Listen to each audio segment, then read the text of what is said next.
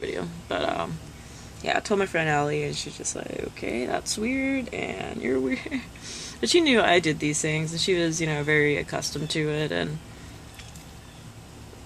God, you know, she actually believed me too. She wasn't doubtful. She was like, in my room? And I was like, uh-huh. Oh, I forgot the other detail about it. Well, one of my palms were facing up and the orbs were in my hand, so I'm like having to speed this because I only have so much time to like do these things because uploading on your phone and whatnot, it's weird. But there was a mirror right in front of the bed, and it's funny because when I looked in the mirror, I saw my body, my real body, and then I saw my astral body. I was sitting on top of my real body. And I don't recall seeing him, and I'm not sure if I saw him in the mirror or not, but I recall, like, I saw myself because he pointed toward the mirror, and I could see myself with the orbs, and that's when I realized the orbs were in my hand. So before I saw the orbs, like, he pointed to the mirror, I saw my reflection in the mirror of the two bodies, and then I saw my hands were heavy, like, I felt that, and I saw the big balls, and I looked down, and then he pointed to them and explained to me what these orbs were. And then, you know, I went back into my body. Okay. Clarified that. So why was I scared of the small alien and not the tall gray? Maybe all this bullshit about aliens probing us is a bunch of bullshit. Maybe the tall grays might actually be our friends, and it's the small ones we might need to worry about. I don't know. I haven't had enough experiences or one-on-one conversations with these to actually understand or know. So, I don't know. I don't have all the answers. I would like to. Now what I believe, I actually believe that why are we looking in outer space for life when it's right here on Earth? Why? It's right here. We have access. Like, apparently our astral bodies can not only travel wherever on Earth, but they can also travel to other planets. We don't need a rocket ship. Although I don't believe these guys are really on another planet. I think they're just on another vibrational, like, level here on Earth, because there's different vibrations. The Earth's not a very high vibration, but it's not necessarily a low vibration. We're kind of like right there, and we can't see everything that walks amongst us. Like, this includes ghosts and all that other bullshit, you know. It's like we can't see them because we can't see dead people or anything of that nature because they're on different vibrations. And our third eye usually doesn't work when we're awake. I think people who see ghosts, their third eye's working while they're conscious. I don't see ghosts because I don't think my third eye's strong enough to do that kind of stuff. My third eye is activated during the astral. So for other people, they can see the other levels and like these beings, while for me, I got to go out of my body to use my third eye and have access to it, and also to have communication with other beings. This includes dead people, demons, aliens, like all the shebang. And there's many different kinds of forms of beings. I've seen some weird shit. It kind of baffles my mind. Because a lot of it is bizarre and scary. Don't get me on the shadow beings. Don't get me on that conversation. That's for another. And I'm talking about aliens. But, yeah, and I'm gonna use the Bible because the Bible's what I'm familiar with. But I know, like, in many, like, religious texts, like, say, like, in Hinduism, the Vedas, man, there's like fucking flying spaceships right there. And then even their gods look alien, like they're blue and multiple arms and stuff. I mean, like, everything kind of relates to this like whole alien phenomena.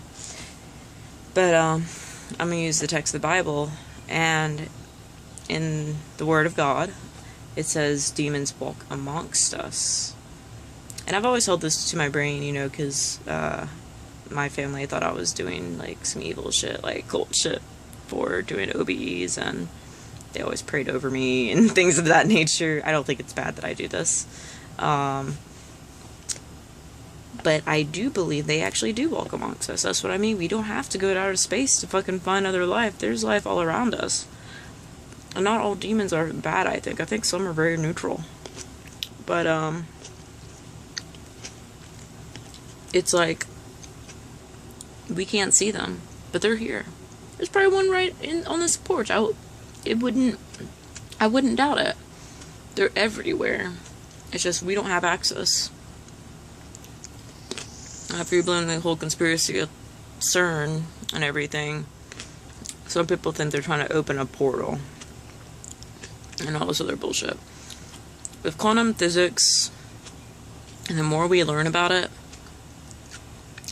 I mean, like, eventually, yes, I do think we will have access and we will start seeing more of these beings one day in life. The only question is, when will we be ready for that? I mean, I don't know if I'm even ready to, like, wake up in the morning and every day when I wake up and go outside and shit, it's, like, straight up an OBE for me. Oh, fuck, what is that thing right there walking in front of me? What the hell is that? You know what I mean? Like, and some are hostile, you know? They're not, like, civilized like us. So, I don't know if they're more evolved, less evolved, I don't fucking know. But, yeah, so, they're definitely here amongst us. It's totally true.